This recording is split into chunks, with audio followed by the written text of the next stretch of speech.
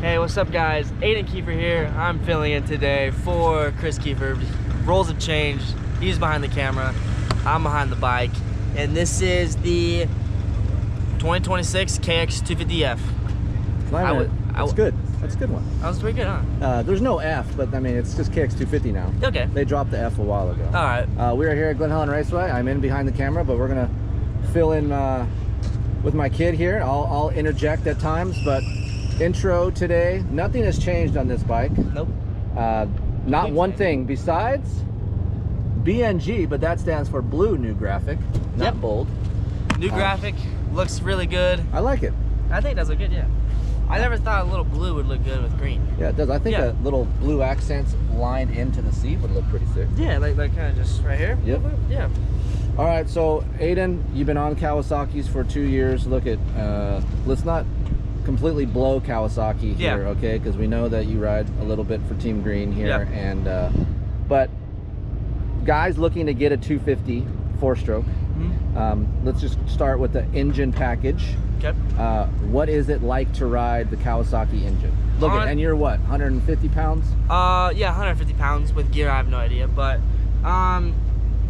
it's a little sluggish. We'll just be honest here. It's a little sluggish.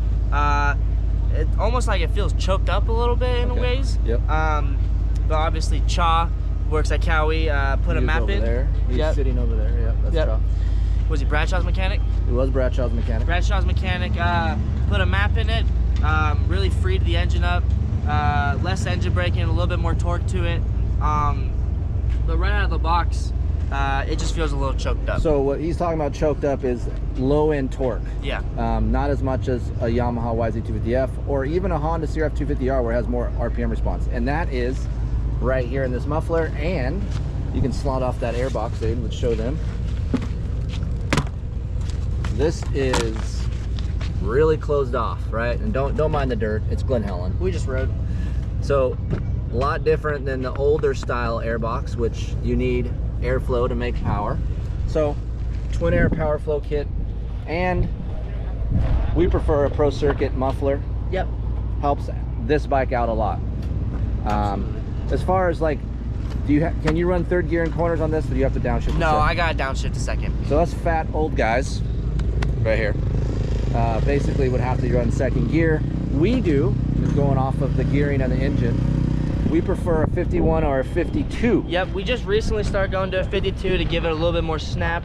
But most of the time out here we run a 51. Yep. So stock is a 50, 1350. So you guys are buying this, look at, it's not going to be the most powerful engine in class. It does have good mid to top end pulling power. It does have really good mid to top end pulling power. So I feel like it has a better top end pull than the Honda CRF 250R. The muffler sounds kind of weird because it's pretty plugged up, as you guys can see. Sounds raspy. Sounds raspy. Yeah. But nonetheless, it's not the most powerful engine in class, but it is a usable power. Yep. But obviously, you know, you're going to get your average consumer that's going to buy a Vortex or something or do something to it, right? Probably not. They ain't going to buy a Vortex. Probably not. Yeah, probably not. Buy a pipe and airbox mod, twin air power flow kit, and some fuel, maybe some VPT4. Yep. And wakes it up at least almost, I'd say at least almost 3 horsepower on the dyno. So that's a lot of added torque. Yep, that's what my my one practice bike is. I think it just has a piston in it. No, ECU and a pipe on it, and that's it. Yeah, ECU. He has a piston, pro circuit piston, and a pipe, and it feels like a really straight mod bike, which it is, but really good. Yes. All right, suspension. We're on KYB stuff now. I'm sorry, we're on Showa stuff now. Whoa. Yeah, sorry. We were on KYB 2 years ago. Last year they made the change to Showa. No, let's say 2 years, because this is the 26. No, 25 was a new bike. That's right. So 2 years ago. Was are we good? I mean, we'll go with it. Okay. Homeschool. A lot of just way more comfort with the Showa stuff. You're 150 pounds. What do you think about this? I prefer the Showa stuff a little bit more. Feel a little bit less to the ground, which for some reason, I mean, I move the bike around a lot with my feet, and you would think that you would want to feel the ground a little bit more, but I like to feel the ground a little bit less. When you say that, what do you mean by that? Like, you just want more hold up? A little more hold up, and I feel less of the bumps. Okay. Less of the bumps. So, like me, I like contact. So I need a bike that has a wider contact patch. This bike, even though I'm 180 pounds now, still has a good enough hold up. I just need to go stiffer, at least 2 to 3 stiffer on the fork. Actually, I didn't even go stiffer today. I think I just dropped the forks and I sped up the high speed on it, or the rebound, sorry. Yep. Same thing. And no, it's not the same thing. It's not the same thing? No. Well, high speed is on the shock, rebound is on... Okay, so the rebound, sorry, we're learning. Yeah. We're learning. Okay. Sped up the rebound a little bit.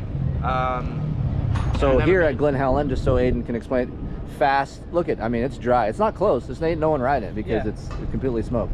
But I will say speeding up the rebound in faster, choppier conditions like Glen Helen will follow the ground better and give you more comfort. So that makes sense. Glad to hear that. For me, I go 2 to 3 in on compression and I go 1 to 2 out at Glen Helen on the rebound for the fork. You're at 105 millimeters of sag? No, I think we are at 102. 102 millimeters of sag? Did you mess with the shock at all? Did not even touch the shock. No, we just screwed with the fork a little bit, and that was it. Never been any changes all day. Okay. So suspension package. What's cool is I can get enough sag for my fat ass and for his skinny ass. So the shock spring rate is good from 150 to 180. So that is good. Obviously, I probably would go to a little bit one step heavier if it was my bike, but nonetheless, you can get the range. So there is some track toughness within this setup, so that is good news. Chassis wise, how's this thing corner? Man, this thing corners really good. The 23 and 24 bike, I had a little bit of trouble with lean angle in area 1 of the turn. This bike corners kind of almost like a Honda, it feels like. Yeah, there's a lot of front end feel. So when Kawasaki went to this chassis, they actually got a lot more front end traction. And it's a little bit stiffer too. Yes. Which I kind of like that. For me, that is a crucial point of a motorcycle, is how much front end contact does this thing have. Yes, it's a front end biased machine, but you can never say that about a Kawasaki. I mean, as long as I've known, the Kawasaki has been the most stable, yet more rear biased machine that I've ever felt. Now we're more based up here. We have a lot of front tire traction. I will dare to say one of the best cornering motorcycles in 250 and 450 class. Lots of front end feel. It'll get better if you go to a 3S front tire. The 34 is good, but a 3S will give you more bite. And yeah, so easy to corner, like Aiden said, area 1, easy to lay in, and continue to lean. Yeah, continue to lean, completely fine. That is one thing that I struggle with out here, like at Glen Helen. Glen Helen's a rear steering track, and I like to steer with my front end a lot, so I'm always searching for something to bank off of. And with this new frame, I still kind of have that problem a little bit, but not as bad as I did on the 23 and 24 model. Yeah, so if you can actually kind of bank off of tiny little ledges or anything that's kind of edgy. You can actually bank off of with this frame. You're not really searching for like a big berm or something to really cut down on it. Stability wise, coming down these big hills, the big hill was ran today. I actually no problems. No problems at all. I ran in a couple times too, just like get the feel what it feels like on sharp bumps. A little bit of a kick, but thing held up really good. So there's a blend of stability and cornering ability with this machine. It's not as stable as the older chassis, but for me there's more positivity within this new frame and this new suspension package. So I think for a wider consumer, you guys will like this. If you're having trouble cornering and you're in the market for a 250, the Kawasaki is a really good buy. We talked about the fork height. Aiden dropped this thing flush. Don't be scared to drop this thing flush for more stability, because no matter what, this thing has a lot of front end bite, so dropping it is not going to hurt this chassis at all. So that is actually great news, and you're only going to get added stability within that right there. I did not know they came with a 1.8. That's new, I think. So that is good, because we used to have a 1.1. Comes with a 1.8. We could just be full of shit. They might have came with a 1.8 last year, but nonetheless. I think media bikes come with a 1.8 and a stock bike comes with a 1.1, I think. Well, we'll see. So, okay, last but not least, sit on this thing. Ergonomics, how are we? That was just one thing I was going to say. Ergonomically, sorry about the tractor in the background. You can speak up. I love the ergonomics of this thing. Almost feels like a Honda. I never had any problems with them. We haven't messed with any of my foot peg, like the area where my foot peg is. So there's an option where you can move. Aiden prefers the stock one. He prefers stock mounting, you're almost what, 5'10"? No, I'm like 5'8", 5'9". No. Yeah. We're gonna say 5'9", 5'10". I am 6 foot, and I don't mess with it either. I leave it where it is. It comes stock. There's enough room. It feels like a Honda. One of the best ergonomics bikes is a Honda and a Kawasaki. You sit on it, A39 fat bar, which is a great bend. You learned to stay with that bend. You tried and messed around. I stay with that bend. I think we tried a 672, and again, A39 just feels like home. One thing though that I will complain, lock-on grips. Not a fan of them. Hurt my hands a lot, and I'm just not a fan. Rather go to a Renthal, half waffle soft. You are my child, so maybe that's one of the reasons, but I'm not a big lock-on guy either. I don't like the shape of the lever. Not a huge fan of that. So I would get a different ARC lever. These are pretty sharp. Yeah. Because I like to have my finger right in the pocket right here, and kind of feels like a butter knife a little bit. Yeah. Anything else? So what we've learned with this bike, look at fasteners, still not great. It's actually these nuts will come out. You got to be careful because there is a nut on the back side of that. Those will fall out, so you just got to be careful, be gentle with the threads on this. They actually have really improved their quality of it. Like a 23 and 24 model, I was stripping bolts out probably every day I was in the garage. Part of because he's a teenager, probably. Yeah, maybe that. Yep. But yeah, no, they've really done a good job this year. Aden does his own, pretty much his own oil, filters, and you know, Vital MX is pretty mean. They're flipping us off, so that's not cool, Vital. Yeah. Unsubscribe. Yeah, don't subscribe to Vital. But it has gotten better. Things that we've learned over time with the Kawasaki, main bearings. 20 to 25 hours is the max I would like for Aden. Look, he's a rever. If you're not a rever, then you can disregard what I'm saying, but you can put KTM main bearings into this thing, and it is way better. You don't have to worry about it, but I have seen others explode these. So for me, if you guys want a little bit more of a, you can come over here, Pat. Yeah, get in here, Pat. If you guys want a little bit more reliability, KTM main bearing is something. Rods are pretty good, top end, valves are good. Pat Foster, Swap Moto. Hey, what do you guys. think of the Cowie first, really quick? You know what? I had a great time on this thing today. I forgot how good this chassis is. Yeah. I dug it.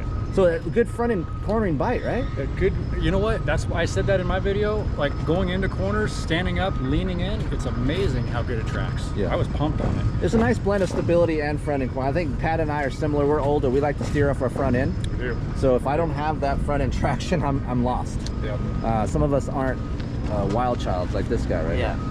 now. Ergonomics are good for you too, right? You know what? I liked everything about this bike today. Really? Yeah, I really enjoyed it. Need a little bit more power?